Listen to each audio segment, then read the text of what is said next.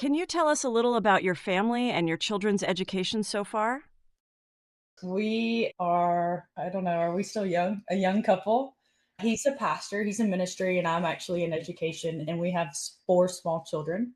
We have one school age child so far, and have just been very blessed and very fortunate that she started her educational journey at a very precious private school, thanks to different scholarships and financial aid.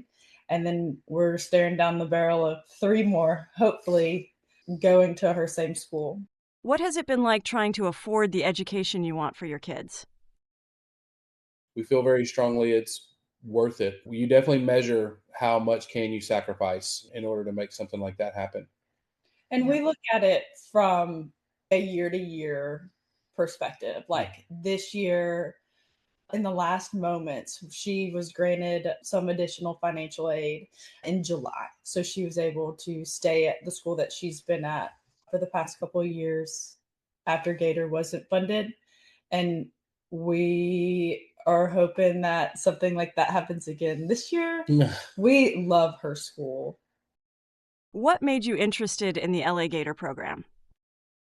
We were told about it from the administrative staff at her school to be an option that they really encourage a lot of families to utilize, both inside the school and the prospective students. We were gung ho about it when we found out what it was. And we have friends from other states who we know who are in our area. We have a large military area and a healthcare area. There's a lot of people who move from different areas here. And we've met several of them whose states had similar programs.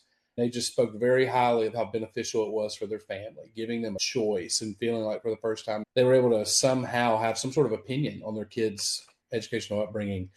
We are so excited. The day that the application went live, we were on top of it. We had And our alarm set. we had everything going, and then every time we needed to submit additional paperwork, we did it, and we were so excited when we saw that we were eligible, and then that we were approved, and all those steps, and just felt like, oh, this is going to be awesome. And we were proud of our state for stepping up to the plate. We're really excited. And then middle of the summer, when you're not quite thinking about the next school year yet, you're still recovering from the one you just finished, and then we received the news, oh, it wasn't going to happen for that year. How did you feel when you found out your application wasn't funded?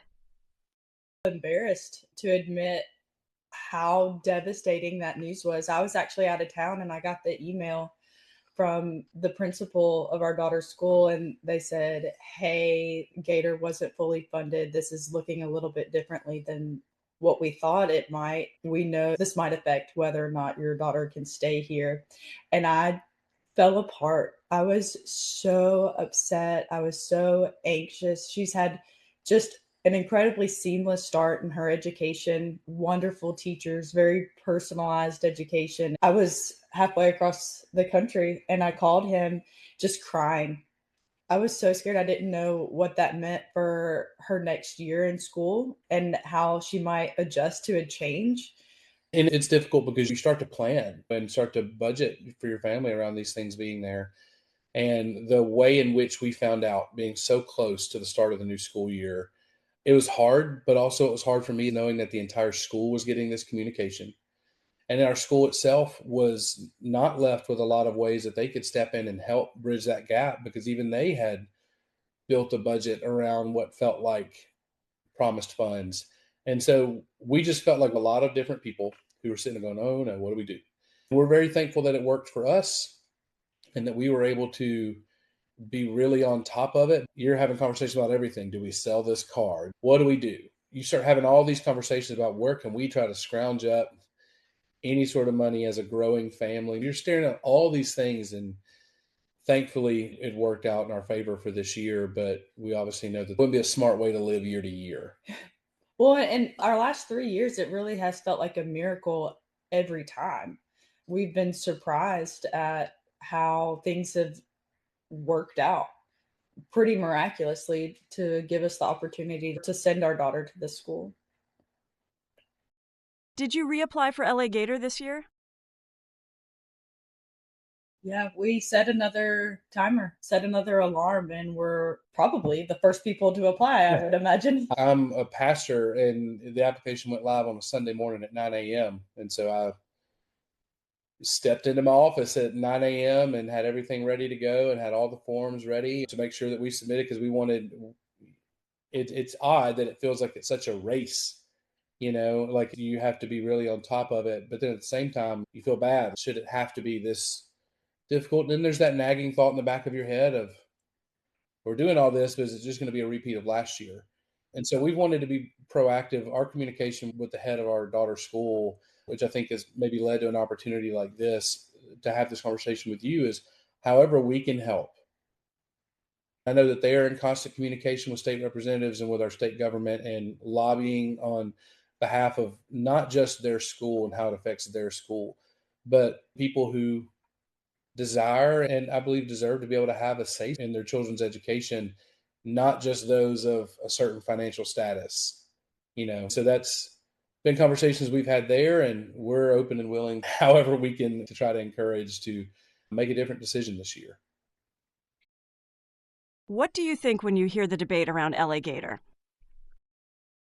I don't look at it as much as a competition as I do. It's such a personal decision. I love my students and I want nothing more than partnership with their parents or their grown-ups.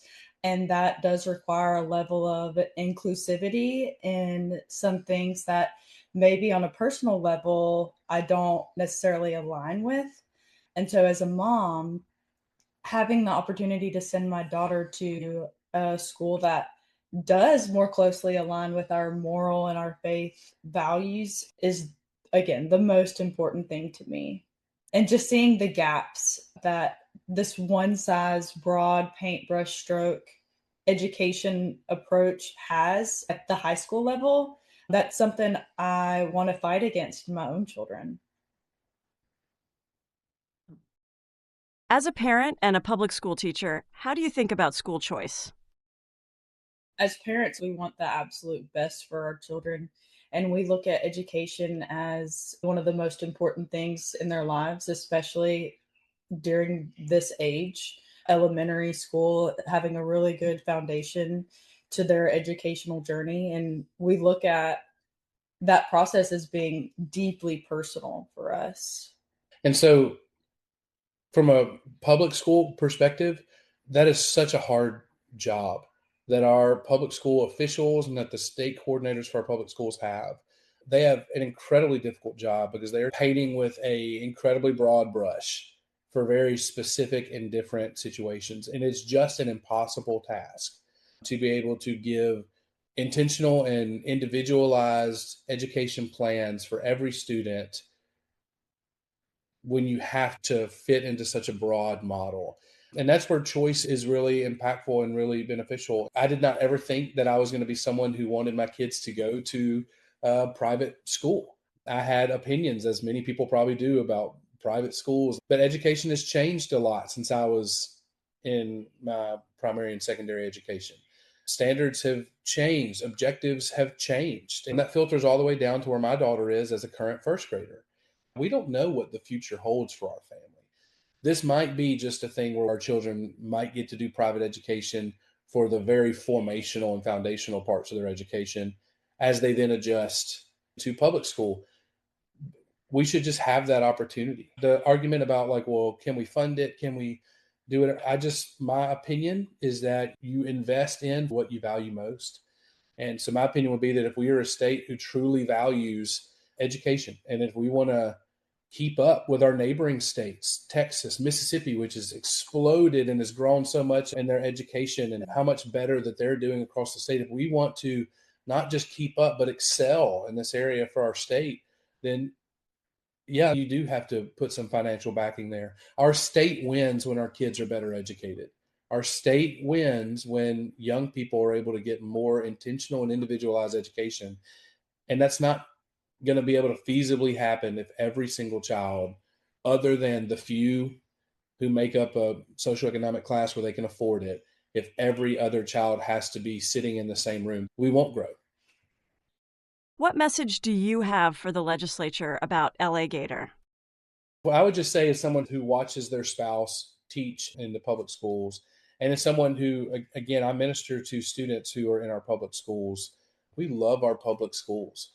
We invest in our public schools. We spend our time serving physically with our presence. Like I replant the flower beds at our public elementary schools. We care and are invested in all aspects of our community, including our public schools. Mhm. And we want them to thrive, and we want them to grow. We want them to be better.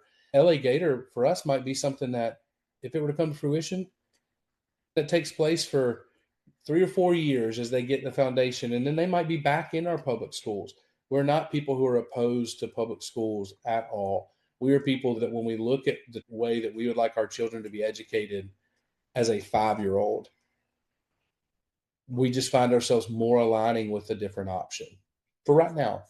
I believe that that doesn't make us enemies of public schools at all. We are deeply invested in them growing and being better, and will continue to be. Whether Gator happens and we are in a private education environment, or we're in public schools come August, we're going to be just as invested either way. We want them to grow and we want them to be better.